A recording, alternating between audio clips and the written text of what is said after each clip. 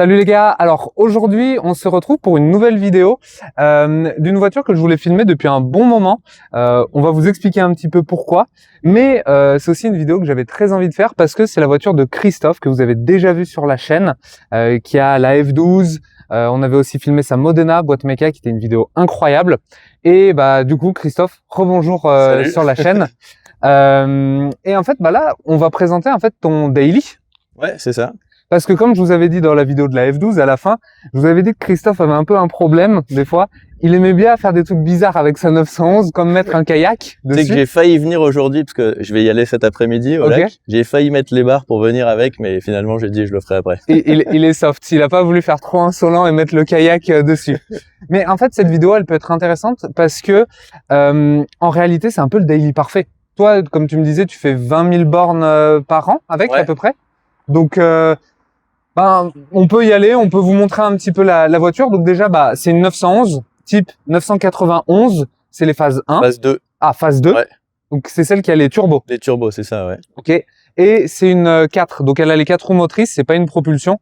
Vous le verrez à l'arrière parce qu'elle a les hanches un peu élargies. D'où le fait qu'elle est pratique pour le daily, quoi, parce que ici dans la région, 4 roues motrices en hiver, c'est quand même, ça aide. Et aussi parce que Christophe, ça, il le dit pas, il veut rester modeste, mais il aime bien aussi faire des burns dans la neige avec sa 911. Ouais, ça. Tu pourras mettre un petit extrait, je t'enverrai la vidéo. Bien sûr, de toute façon, je vous mets le Insta en dessous de Christophe. Allez le suivre parce que il poste énormément de contenu voiture et bon t'as quand même une collection de voitures qui est plutôt sympa. Donc allez le suivre. Donc du coup, dis-nous un petit peu déjà la couleur. Qu'est-ce que c'est? En fait, cette voiture, si elle n'était pas de cette couleur, elle aurait pas grand-chose d'exceptionnel. Il y a beaucoup de 911 KRA4 de cette génération. Mais en fait, la personne qui l'a configurée neuve, c'est pas moi. Moi, je l'ai acheté d'occasion. Mais il a choisi une couleur extérieure qui s'appelle Tannengrün. En allemand, ça veut dire vert sapin. Okay. Et c'est une couleur assez rare. Maintenant, c'est vrai qu'il y a une grande mode de faire des 911 vertes, des 911 violettes. Enfin, maintenant, les gens se lâchent un petit peu plus. Mais il faut savoir qu'à cette époque, en 2017-2018, les gens, quand ils commandaient une Porsche, ils prenaient noir, gris ou blanc, quoi. Et ils osaient pas trop faire des couleurs assez sympas comme ça qui changent. Et ça, c'est un programme qui s'appelle Paint to Sample chez Porsche, PTS. Ouais, c'est sûr, le PTS. Et donc, c'était une option qui coûtait dans les 15 000 € à l'époque. Oh, waouh. C'est une couleur avec 3 couches ou 3 ou 4 couches de peinture, je sais plus. Parce que là, c'est vrai que vous le voyez, les gars, typiquement au soleil, vous voyez que ça ressort vachement vert sapin avec toutes les paillettes. D'ailleurs, si on fait un focus sur la couleur, c'est juste incroyable, c'est ultra pailleté. Et alors que là, typiquement de là où je suis, donc là, je vois vert sapin et ici, elle est complètement noire. Donc c'est ce genre de peinture super évolutive et en fait c'est aussi ce genre de peinture où tu te lasses jamais réellement en fait vu qu'elle évolue vachement en fonction du soleil. Ouais, puis quand il fait, c'est marrant parce que t'as des voitures comme ça vertes, quand il fait gris, elles sont presque noires. Ouais. Mais celle-là c'est l'inverse, quand il fait gris elle est verte. C'est vrai que quand alors que quand t'es au soleil comme ça, elle fait presque noire, t'as vu? Mais c'est vrai que quand on s'était vu la dernière fois chez Carugati, il faisait gris et c'est vrai qu'elle faisait vachement verte en fait.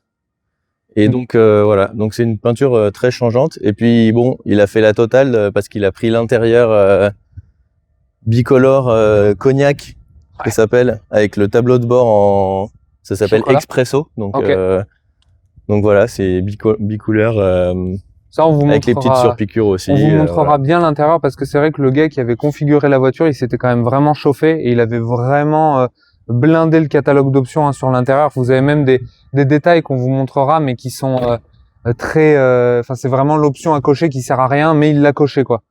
Et moi c'est vrai qu'il y a une petite histoire assez drôle sur cette voiture, c'est que je l'ai vue en vente à Genève il y a en 2020 et elle est 2018. Et à l'époque, je m'étais dit mais elle est magnifique cette voiture, l'annonce était restée en ligne 2 jours chez Classica Motors. Et elle avait été vendue. Donc je m'étais dit bon dommage, tant pis. Mais ça me titillait quand même et j'étais resté en contact avec le patron de Classica Motors et je lui envoyais, c'est pas une blague, mais je lui envoyais un WhatsApp à peu près tous les ans où je lui disais tu sais où est la 911 verte, est-ce que t'as pu la racheter par hasard? Et puis il me disait non, ou alors des fois il me répondait même pas parce qu'il en avait marre que je le harcèle. Et puis un jour, il y a 2 ans, il m'envoie un message, il me dit tiens j'ai une bonne nouvelle pour toi. Et en fait il l'a récupéré, le client à qui il l'avait vendu lui a reprise après 6 ans. Oh wow. Non, 5 ans, quelque chose comme ça. Et du coup, derrière, il m'a dit, écoute, je l'ai récupéré. Je dis, c'est bon, je la prends. Voilà. Ça s'est fait comme ça, donc elle est même pas apparue Donc en fait, c'est rigolo parce que derrière, il y a vraiment une histoire où tu as un peu forcé pour avoir la voiture parce que tu l'avais vue, gros coup de cœur, elle était partie et tu t'es dit non, je la veux et tu as insisté, donc c'est cool. Et quel était, parce que on le rappelle, bon, ton garage a un peu changé, mais ça voilà. Mais à un moment, du coup, tu avais une Z3, tu avais t'as 7911 et tu as la F12. Qu'est-ce qui a fait en termes de cheminement pour te dire je veux un daily et je veux une 911? Ben, quand j'étais plus jeune, j'ai bossé chez Porsche. J'étais vendeur chez Porsche quand j'avais 25 ans. J'ai fait 2 ans vendeur chez Porsche et puis j'étais passionné par les Porsche et tout. Bon, ça c'était avant de me dire que un jour j'aurais une Ferrari parce que maintenant t'es piqué parce que Ferrari. moi je viens pas d'un milieu forcément très riche à la base et du coup quand j'étais jeune je me disais pas un jour j'aurai une Ferrari. Pour moi c'était un peu inaccessible. Donc j'étais vraiment passionné par BM et Porsche et puis donc j'ai eu plusieurs Z3. Je sais pas pourquoi, j'ai toujours aimé cette voiture. J'avais la Z3 coupée donc je pouvais mettre mon chien à l'arrière, etc. Ça c'était sympa. Et en fait cette voiture là je me suis toujours dit si un jour j'y arrive j'aimerais bien avoir une 911 mais pas une GT3 ou une turbo ou quoi, juste une 911 de base, tu vois, pour le quotidien. Et donc une 4 roues motrices pour pouvoir conduire aussi l'hiver. Et comme ça, avoir une voiture sympa pour l'été, une F12, une Modena, voilà, et la 911 pour tous les jours et puis pour l'hiver. Parce que ça c'est aussi important, les gars, c'est que faut comprendre que quand vous voyez sur les réseaux sociaux effectivement des gens qui ont des Lambo, des Ferrari, des Porsche, vous dites toujours que c'est inaccessible, mais en réalité, quand tu bosses vraiment dur, au final, tu finis par y arriver. Enfin, si c'est ton objectif de vie, oui. Exactement. Après, il y a plein de gens qui pourraient très bien s'en payer et qui en ont pas parce que c'est pas leur objectif de vie, ils s'en foutent et puis. Mais nous, en tant que passionnés, en fait, quand tu bosses, parce que si tu veux dire un petit peu ce que tu fais dans la vie, mais pas rentrer dans le détail, mais peut-être juste donner des pistes au moins, que les gens comprennent. En fait, vous verrez que c'est pas, il n'y a pas besoin d'être Bill Gates pour se payer ce genre de voiture en réalité. Alors moi, j'ai fait des études, j'ai fait une école de commerce. Et puis, quand je suis arrivé ici, j'ai commencé comme vendeur chez Porsche. Ouais. Alors là, j'y suis un peu allé au culot parce que j'y suis allé avec mon CV et puis je lui ai dit, je sais tout ce qu'il y a à savoir sur toutes les Porsche, tous les modèles. Vous pouvez me tester, je sais tout sur tous les modèles. Au début, il m'a dit, ouais, c'est bon, on n'a pas besoin de toi. Mais après, un jour, il m'a rappelé, il m'a dit, écoute, pourquoi pas, tu parles des langues, ça c'est important, hein, parler anglais, enfin voilà. Je parlais plusieurs langues, donc il m'a dit pourquoi pas un vendeur un peu jeune qui parle plusieurs langues, et donc il m'a embauché comme ça. Ça a été un peu un coup de bol. Et donc j'étais dans la vente, et après je suis passé aux achats. Donc les achats c'est comme la vente, sauf que au lieu de vendre t'achètes. Donc c'est un peu les mêmes connaissances pour le job. Bien sûr. Et j'ai fait 15 ans, une carrière de 15 ans en achat, et les premières années évidemment je pouvais pas me permettre ce genre de voiture, mais au bout d'un moment, à force de bosser et tout, ça se matérialise. Ok, bah voilà, en fait c'est ça le fin mot, hein, c'est qu'il faut travailler dur, faut se donner les moyens et après vous arriverez à vous payer ce genre de voiture en fait, tout simplement. Donc du coup, merci beaucoup pour un peu l'info et comment tu as réussi en fait à en arriver là. Et du coup, si on parle vraiment de la voiture, donc on a parlé de la couleur. Là, les gars, moi je sais que c'est ma phase préférée de 911, les 991. Je les trouve vraiment, je trouve que c'est un peu l'apogée de la 911. Je trouve la 992 un peu trop grosse, un peu trop mastoc, et elle a pile ce qu'il faut de technologie, je trouve. Alors que tu vois, la 997 est encore un peu plus brute. Ouais. Je trouve que c'est vraiment le bon compromis. Et vous avez vraiment les optiques avec le regard de grenouille typique Porsche. Toi, t'as rajouté les grilles, tu disais.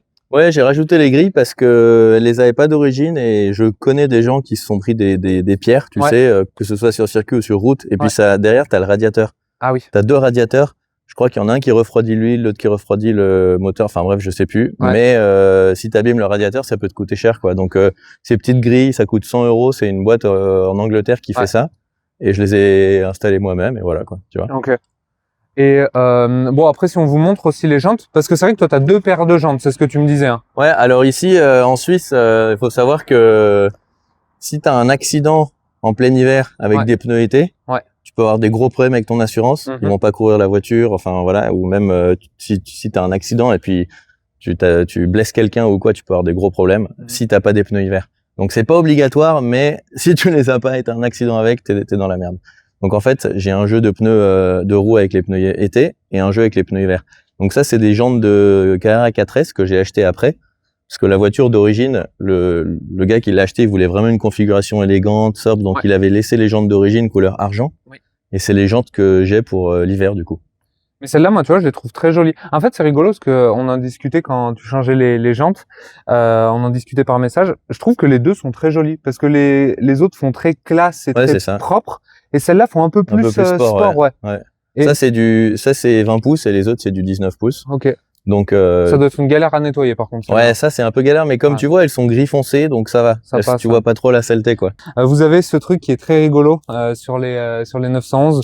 Vous avez, en fait, ce PPF, en fait, ouais, c'est un petit film d'origine parce que comme la voiture est plus large à l'arrière, ils mettent ce petit film-là pour protéger les jets de pierre de la roue avant, en fait. Les jets de pierre que tu peux prendre quand tu tournes, ça c'est quelque chose d'origine. Et sur les vieilles 911, c'est noir mat. Oui, c'est vrai. Tu vois, les turbos, tout ça, les vieilles Porsche, des fois c'est noir mat. Donc vous avez ça. Et après, si on passe vraiment sur l'arrière, moi je trouve que l'arrière de la 991, je le trouve exceptionnel. Ce qui est sympa sur les 991, c'est que quand elles sont 4 roues motrices, tu as le bandeau lumineux entre les deux phares. Ce bandeau-là, là. Parce que si c'est pas une 4 roues motrices, il n'y a pas ce bandeau. Donc c'est joli, mais c'est un peu moins joli, je trouve. Et elle est plus large aussi vu que c'est une 4. Ouais, c'est ça. Là, en fait, les gars, vous avez les hanches, vous le voyez hein, vraiment de là où vous êtes, vous avez les hanches qui sortent vachement. Et c'est aussi comme ça que vous, si par exemple le proprio a fait enlever le badge, c'est aussi comme ça que vous reconnaissez une 4 roues motrices d'une 2 roues motrices, c'est que l'arrière est vachement plus élargi. Et puis sur les 991 phase 1, quand tu as l'échappement sport, t'as 2 sorties de chaque côté, mais sur la phase 2, quand t'as l'échappement sport, t'as l'échappement au centre. Qui est très joli d'ailleurs. Ça, c'est l'échappement sport. Sinon, elle aurait les deux, elle aurait une sortie simple de chaque côté. Et je trouve ça assez sympa. Ils ont voulu copier un peu les GT3, même tu vois, t'as GT4 qui a l'échappement central. Les GT, de manière générale, elles ont l'échappement au centre. C'est vrai. Et du coup, ils se sont dit, on va faire un côté un peu plus sportif. Mais ils l'ont pas fait non plus très rapproché comme la tienne, tu vois, pour différencier. Totalement. Et ça, vous verrez, les gars, aussi, c'est ce qu'on disait à l'époque avec Christophe. La première fois que je t'ai vu avec cette 911, c'est... et ça m'arrive très souvent avec le GT4. On a oublié le bruit que faisaient les voitures avant toutes ces conneries de FAP et de filtres à particules, de je ne sais quoi, de normes. Elle fait un bruit, mais c'est incroyable. Et à chaque fois, typiquement, il y a 2 semaines, j'étais chez Ferrari avec le GT4 et il y a une ligne droite. J'ai fait une petite accélération parce qu'il y avait des spotters. Ils sont venus me voir, ils m'ont dit, ah, mais l'échappement est pas d'origine. J'ai dit, si, les gars, mais c'est juste que vous avez oublié le son que faisaient les voitures. Clair. Et c'est pour ça que je rejoins ce que tu disais. Pour moi, c'est la meilleure génération parce que la 992 qui vient juste après, elle a le filtre à particules. Donc, elle fait beaucoup moins de bruit. Et en plus de ça, elle est plus aboutie, plus sécurisée, etc. Donc, plus isolée quand t'es à l'intérieur. Plus grosse. Donc, quand t'es à l'intérieur, t'entends pas grand chose. Et puis, comme tu dis, elle est plus grosse. Bon, les châssis sont quand même super, mais ça, c'est quand même plus agile, plus petit, tu vois. Pour moi, c'est la bonne génération. Moi, c'est le pic. Et tu vois, genre, c'est aussi mon pic en termes de GT3 RS, c'est sur la 991. Et là, Touring, vous voyez, Touring, c'est exceptionnel. Et là, vous voyez, les gars, ça, c'est un truc que je trouve splendide sur cette génération. C'est les feux arrière. Ils sont vraiment creusés. Ils ont vraiment beaucoup de relief quand on se rapproche. Si tu te mets là, tu le vois. Ils sont un peu en 3D. Ils ont vraiment effectivement de la 3D et franchement, c'est super bien travaillé. Et là, du coup, vous voyez, vous avez aussi une extraction d'air. De 1, c'est pour enlever tout ce qui va être l'air chaud des freins et aussi tout ce qui va être perturbation en fait des flux d'air dans le passage de roue, c'est pour l'extraire. Ensuite, sur l'arrière, vous avez un truc qui est très joli, c'est ces grilles où justement en fait l'air vient pour s'engouffrer et refroidir le flat 6. On l'a pas dit d'ailleurs.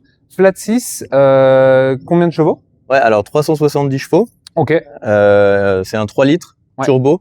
Et ça, c'était un peu la controverse quand ce modèle est sorti. Chaque fois qu'une génération de 911 sort, il y a tous les puristes qui s'enflamment et qui disent ah mais c'est plus comme avant, etc. Tu vois, quand la 996 est sortie, elle était refroidie par air, donc c'était horrible. Et elle avait les yeux en plus. Voilà. Ensuite, la 997, mais la direction ou je sais plus quoi, la boîte PDK, c'est pas une voiture de puriste. Ensuite, la 991 est sortie, il disait mais la direction elle est plus hydraulique, maintenant elle est électro-hydraulique, donc ça va pas être le même ressenti. Et les turbos. Ensuite, cette génération, ils ont mis des turbos, ils ont dit mais c'est plus un moteur atmosphérique, ça va être l'enfer, etc. Bref, à chaque fois, les puristes se plaignent un petit peu. Et la réalité, c'est que c'est très différent. Tu prends une phase 1 atmosphérique, ça tire un peu plus dans les tours, mais t'as beaucoup moins de couple en bas. Alors que celle-là, tu vas voir qu'on va faire un tour, c'est une voiture coupleuse. Et du coup, t'as tout de suite la puissance, ça tire un peu moins haut dans les tours qu'une phase 1, Mais pour un daily, c'est idéal parce que tu as tout de suite la puissance, tu as la boîte PDK qui est exceptionnelle. Donc en fait, c'est hyper agréable à conduire, quoi.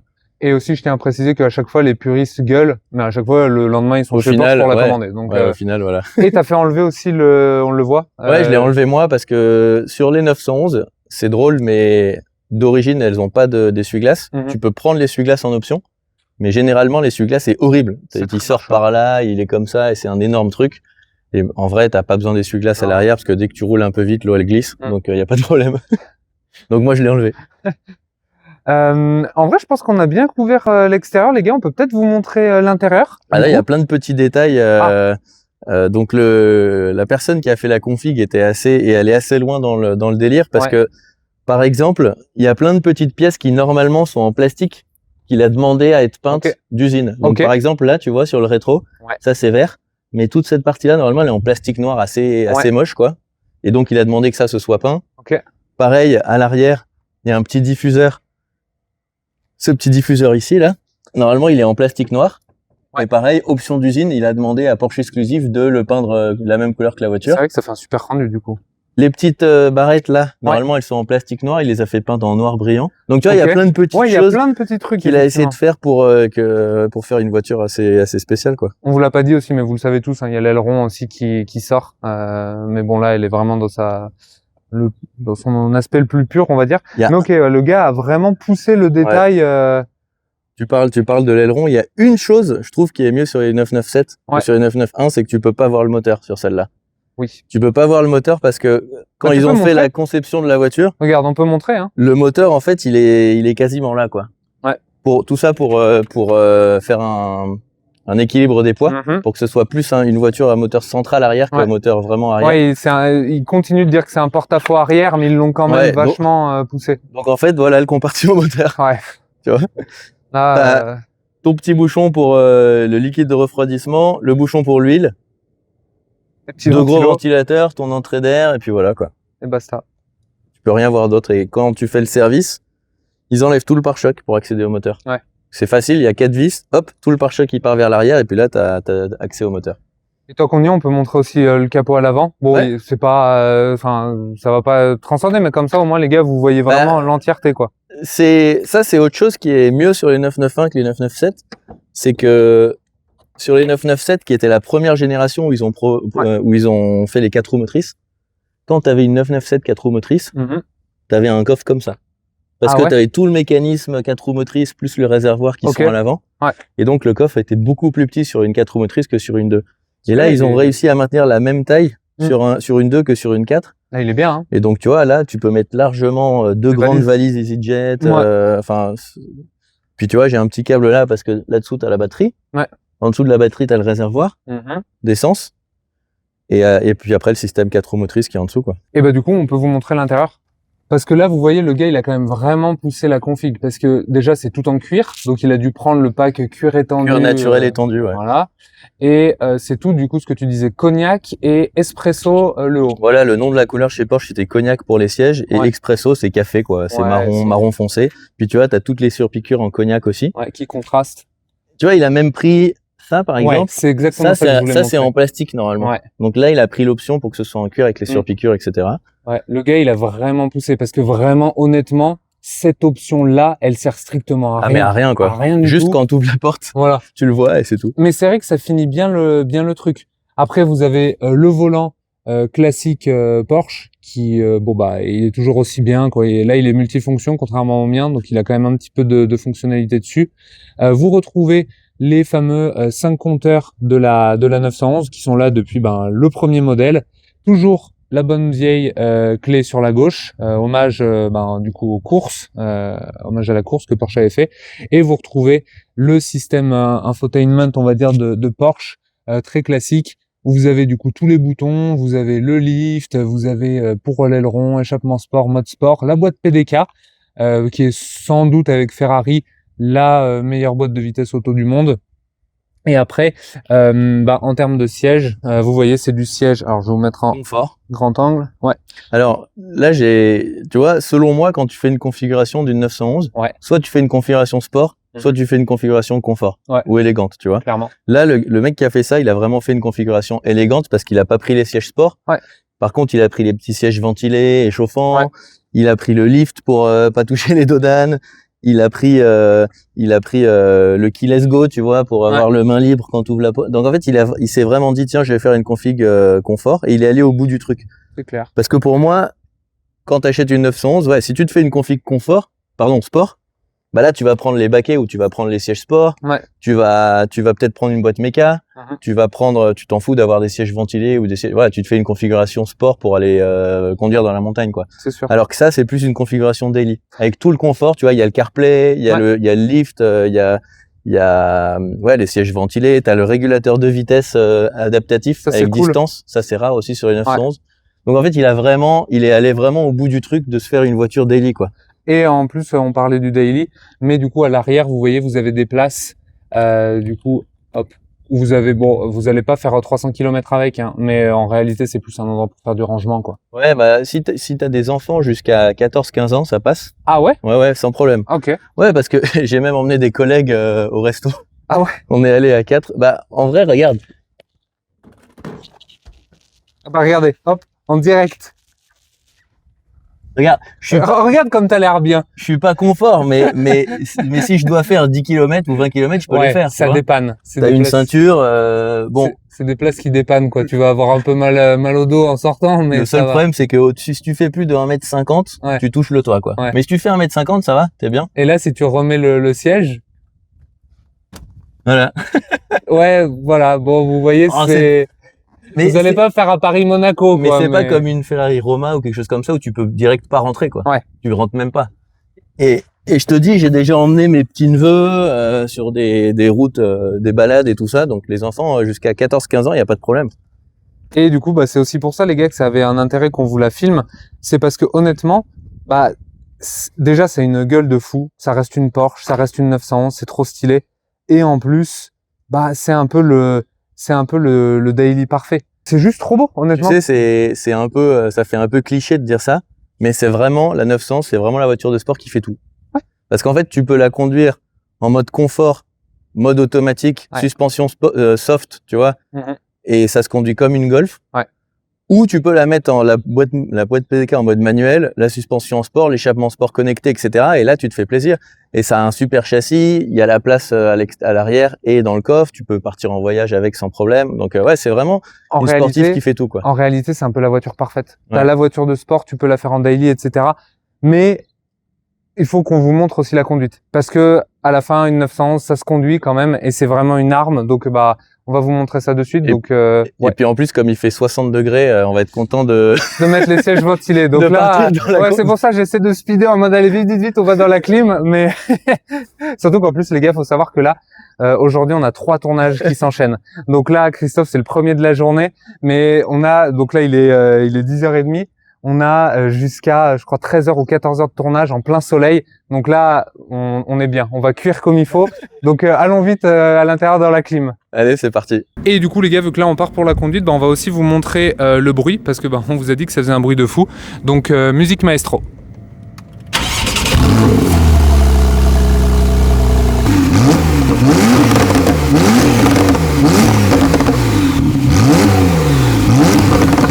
Voilà ce que c'était l'automobile avant qu'il y ait le FAP et toutes ces merdes. Alors, premières impressions? Et bah du coup les gars, c'est une Porsche, c'est parfait honnêtement.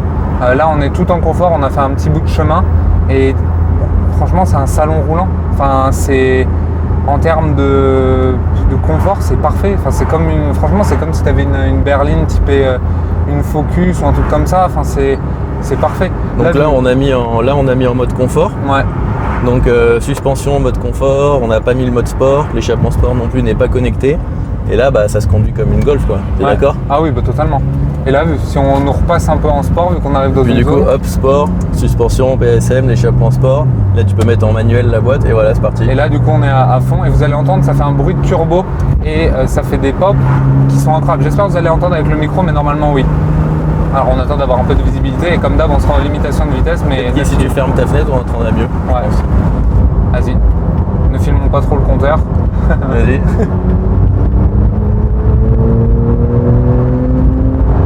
Ça marche, hein, ça se déplace hein, quand même. Hein.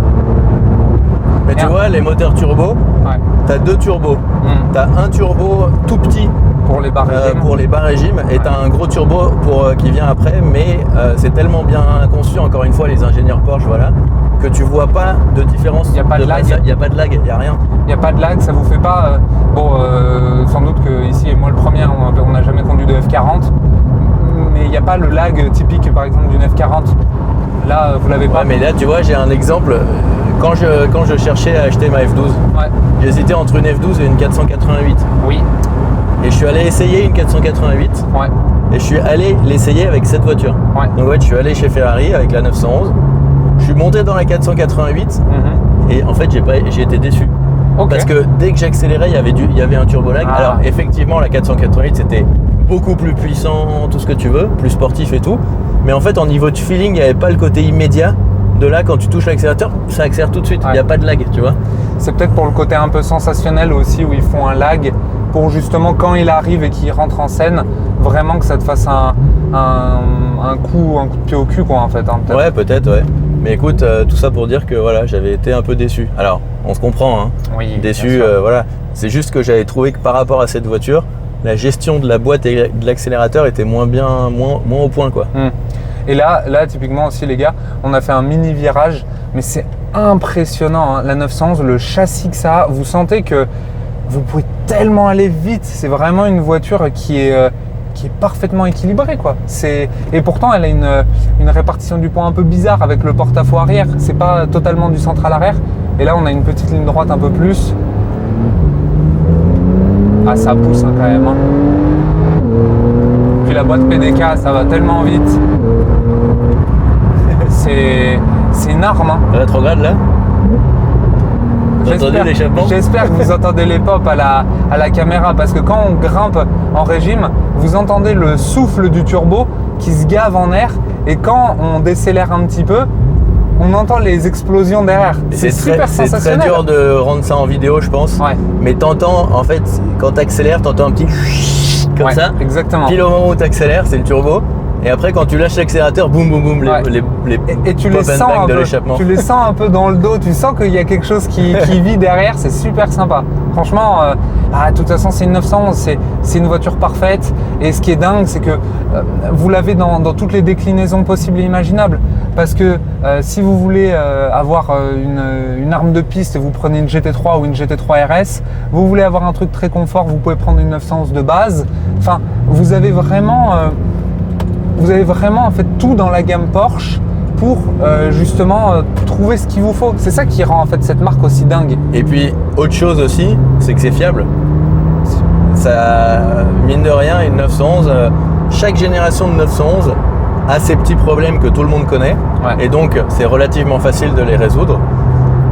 Par exemple, sur la 997, c'est l'IMS qui peut casser le moteur, mais une fois que tu l'as arrangé, c'est bon.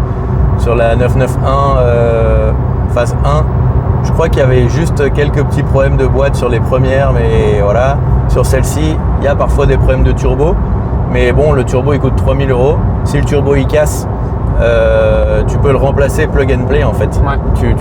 Et en fait, il casse en général sur les gens qui poussent pas assez la voiture. Ah, ok. Donc en fait, tu as des gens qui ont cette voiture-là, qui sont tout le temps en mode confort, en mode automatique, qui passe jamais de 3000 tours, parce que la boîte PDK, quand tu es en mode confort, elle passe les rapports tout de suite.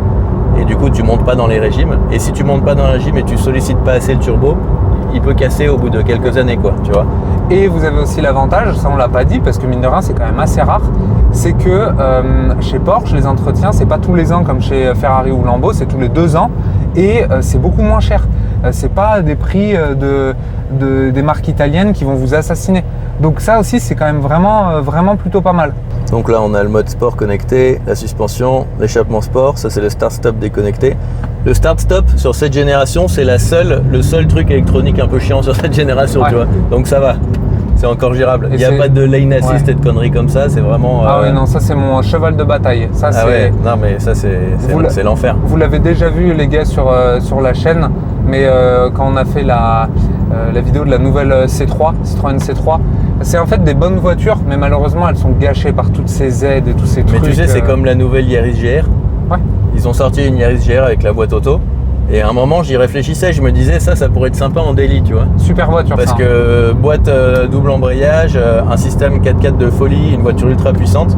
Mais j'ai regardé 2-3 reviews sur YouTube et j'ai vu que en fait, chaque fois que tu démarres la voiture, il faut appuyer sur 150 boutons pour tout désactiver et tu deviens fou, quoi. Ouais, j'ai un pote, il l'a, mais en boîte méca et c'est une super voiture. Là, on a le petit ciel de tour en Alcantara. Ouais, c'est vrai. Assez joli aussi. Alcantara chocolat, comme le tableau de bord. Après, à l'arrière, on a les 2 petits sièges avec l'Isofix. Si vous avez des enfants, Ouais. on peut mettre un siège enfant, donc ça c'est cool. On peut aussi plier les sièges pour mettre des valises. Oui, c'est vrai, on peut les Donc rabattre, ça fait un plancher ça, c'est plat. encore un côté ultra pratique d'une 911 par rapport à d'autres sportifs, quoi. Et là, regardez ça. Ça, c'est vraiment par rapport à la boîte. Regardez comme ça va vite. On est en 5. C'est instantané. Enfin, la boîte, c'est démentiel chez Porsche. Et c'est pareil quand vous passez les rapports. Quand vous les passez, C'est instantané. c'est ouais. instantané. Honnêtement, c'est la meilleure boîte. Enfin, Porsche, sur ça, ils sont vraiment... Ah, mais cette génération de PDK, et C'est la grandiose. 992, elle est encore mieux. c'est dingue. C'est la seule chose sur la 992 qui est mieux que sur la 991, je crois. C'est que la boîte est encore plus rapide. C'est fou, Mais franchement. déjà, ici, enfin voilà, quoi. Et puis même quand on a fait la première accélération par rapport au châssis, vous sentez que c'est beaucoup plus carré que quand typiquement on avait fait l'essai de la F12.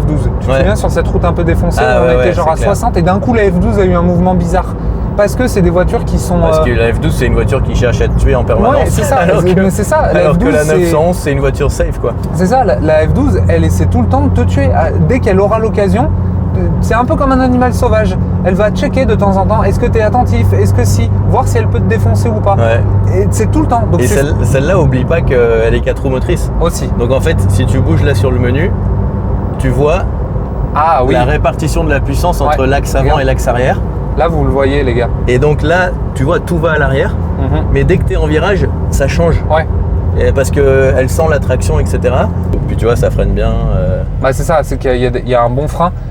Vous avez une super bonne attaque de pédale. Moi je sais que j'ai beaucoup de mal avec les voitures, je pense que toi c'est pareil vu que tu fais quand même un peu de piste.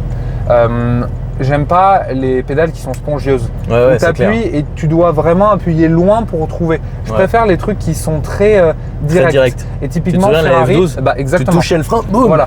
Ferrari, c'est exactement ça. Une 458, je me souviens, j'en avais essayé une avec du céramique. Oh, putain, mais l'attaque de pédale, Ah oui, c'est ça une mord. fleurs, ça Ah ouais, te ça stoppe mord net, quoi. très très fort, ouais. Mais ils font ça pour le circuit parce que quand tu fais du freinage dégressif sur circuit, t'enfonces la pédale, ça a un mordant de malade mental et après tu lâches petit à petit. Et puis j'ai essayé la 849 Testarossa là sur circuit. Oui. Ils ont une nouvelle technologie de frein, Ok. brake by wire. Mhm. T'as des étriers de frein qui font la taille de la roue. Enfin, c'est incroyable. Et le freinage qu'elle a, elle est pas beaucoup plus puissante que la SF90, mais t'as juste une puissance de freinage tellement supérieure que tu gagnes je sais pas combien de secondes autour juste sur le freinage. T'en penses quoi? Parce que ça aussi, c'est ça qui est intéressant dans ce genre de vidéo, les gars, c'est que bon, on vous montre une 911, entre guillemets, vous connaissez, vous savez ce que c'est. Donc évidemment, c'est une voiture parfaite, on n'a pas non plus 36 000 trucs à vous dire. Par contre, ce qui est intéressant, c'est que Christophe a quand même eu énormément de Ferrari. Et moi, à ma petite échelle, personnellement, j'aime pas du tout la direction que prend Ferrari, que ce soit en termes de design, de beaucoup de choses. Toi, qu'est-ce que t'en penses un petit peu? La direction que prend Ferrari maintenant? Ouais. Alors moi, j'aime pas du tout. Ok, on est deux. Alors en fait, il y a deux choses. L'hybridation, ils ont été un peu obligés d'y passer, tu vois. Ouais. Maintenant, beaucoup de Ferrari qui sortent sont hybrides. Mhm. Ils ont commencé avec la SF90, après la 296, après maintenant la 849, etc. Et en fait, tu vois, il y a ce trend chez tous les constructeurs. Ouais. Lambo, c'est pareil. En gros, maintenant, leur modèle de base, il fait 1000 chevaux hybride, quoi. C'est un truc de dingue. Ça va ultra vite, c'est ultra efficace, mais tu te fais moins plaisir à des vitesses légales que dans une Modena, par exemple, boîte Bien méga, sûr. tu vois. Bien sûr. Donc ça, malheureusement, ils n'ont pas trop eu le choix. Par contre, ce qu'ils font avec la Lucella, vraiment, personne ne comprend, quoi. Alors là, Ah putain, ouais, c'est vrai c'est que... un énorme flop commercial, elle est horrible. Ils auraient pu faire une voiture qui soit basée un peu sur une FF par exemple, ou une GTC 4 Lusso, électrifiée, tu vois, une espèce de grosse berline ou un truc comme ça. Ils auraient pu faire un truc beau, hein, en termes de design. Tu sais pas pourquoi ils ont fait cette abomination. Enfin, moi je trouve que c'est une horreur cette voiture. Vraiment, je comprends pas ce qu'ils ont fait. Vous savez quoi, les gars? On va faire un truc encore mieux. Si tu es d'accord, Christophe, après, on va prendre quelques minutes, pas longtemps, mais parce que j'aimerais énormément faire une vidéo où genre juste on discute un peu de Ferrari et du changement automobile avec toi. Où on va parler un peu de la Luce et tout ça. Parce que toi, il a eu énormément de Ferrari et je pense que c'est très intéressant. Même moi, où en fait, je suis plus jeune que toi et malheureusement, je suis né en fait, je pense, dans le pic de l'automobile où quand j'étais petit, j'étais bercé à la 430 Scuderia, à la Murcielago, à la 458, ce genre de choses. Et où maintenant, il n'y a plus grand chose qui me fait rêver, entre guillemets. Moi, c'est pareil, ouais. Et c'est pour ça, on va faire une vidéo dédiée à ça, les gars, parce que je pense que ça peut être ultra intéressant. Donc, de toute façon, là, on a fini le roulage avec la 911. On se retrouve là-bas pour la conclusion.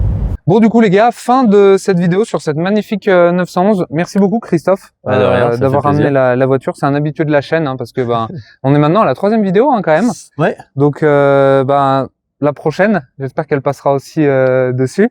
Mais pour résumer, la 911, c'est une voiture qui est parfaite. Vous l'avez vu. Celle-là, elle est en plus dans une configuration folle. Donc, il n'y a pas grand-chose à dire si vous souhaitez une voiture de sport. Dans les alentours de 80 000 € à peu près. Ouais, c'est ça. Si tu prends une Carrara de base, même un peu moins, tu peux trouver. Les 4, elles sont un tout petit peu plus chères. Et puis après, tu as les 4S qui sont encore plus chères, mais c'est dans ces eaux-là, ouais. Voilà. Et vous avez une voiture que vous pouvez utiliser en daily, que vous pouvez rouler fort comme vous avez vu. Donc vraiment, c'est une voiture parfaite. Je vous remets en bas l'Insta de Christophe. N'hésitez pas à l'ajouter. Encore une fois, il poste beaucoup de contenu. Et il y aura aussi des photos de ta nouvelle voiture quand elle sera là. Quand elle arrivera, ouais. Quand je la trouverai. Quand tu la trouveras. Et je vous invite aussi à ajouter le mien parce qu'on poste du petit contenu un petit peu de temps en temps, un peu des behind the scene, donc ça peut être rigolo. Et je vous invite aussi à vous abonner à la chaîne, à mettre un like, à me dire en commentaire ce que vous avez pensé de la 911 de Christophe, et partager la chaîne au plus grand nombre. Et nous, de toute façon, on se dit à la semaine prochaine pour une nouvelle vidéo. Ciao, ciao les gars. Ciao.